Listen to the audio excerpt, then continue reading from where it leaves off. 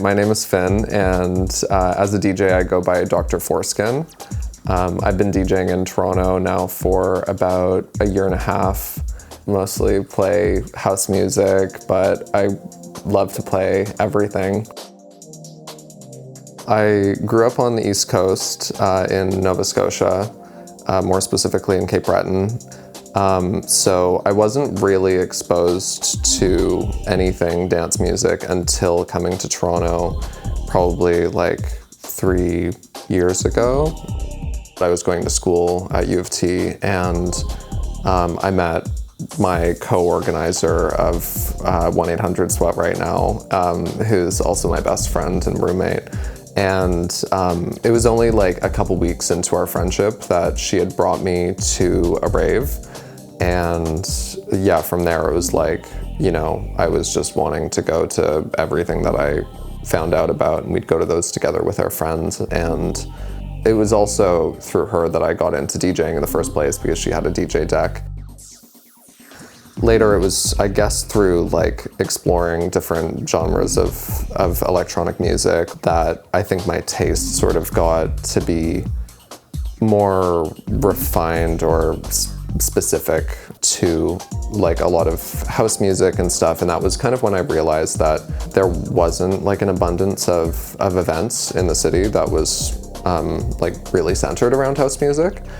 We had been DJing for a bit at that point, so we had thought like, well, let's just try putting on a party. We sort of did like a rave style party, like donation at the door, and that was when we realized that we could like actually do some of these on a bigger scale with tickets and stuff.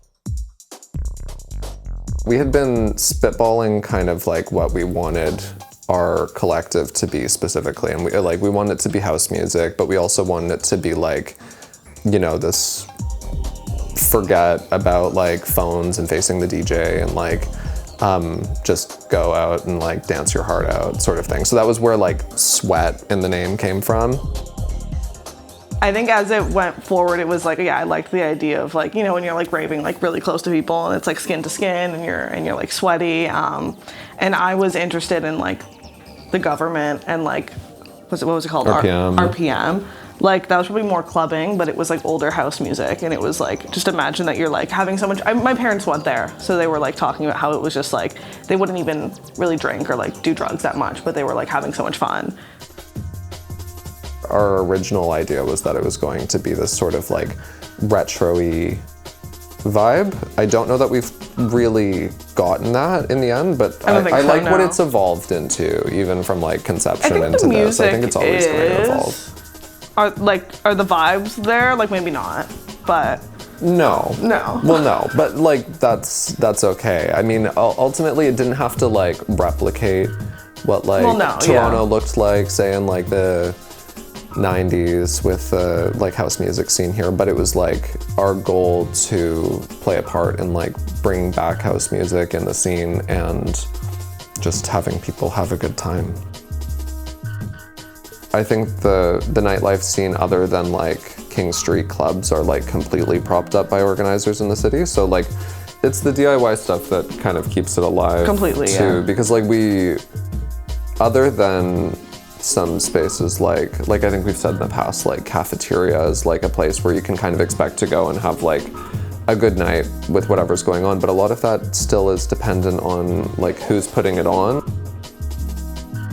Having organizers is great, but it's like a microcosm of the fact that like nightlife is dog shit, you know? That like good clubs have like gone away. Like it's like, why is it up to like young 20-year-olds to like create, I don't know, things to do? Well, yeah, you know? But I think it's cool on the more optimistic side of that it's like, yeah, we lack that, and it's like we have cool clubs that are like closing or like try to open up and then they get shut down before they can even like get the lights on, that we do have people who are stepping up to do it. Like, yeah, it's more inconvenient to sometimes have to like travel farther to go and see an artist that you like, instead of having them be like a resident at a club that you also really like, that you could just like reliably go and have a good time every weekend. But like, yeah, it's kind of cool that there's like a grassroots vibe to make up for the fact that that's something that we are lacking.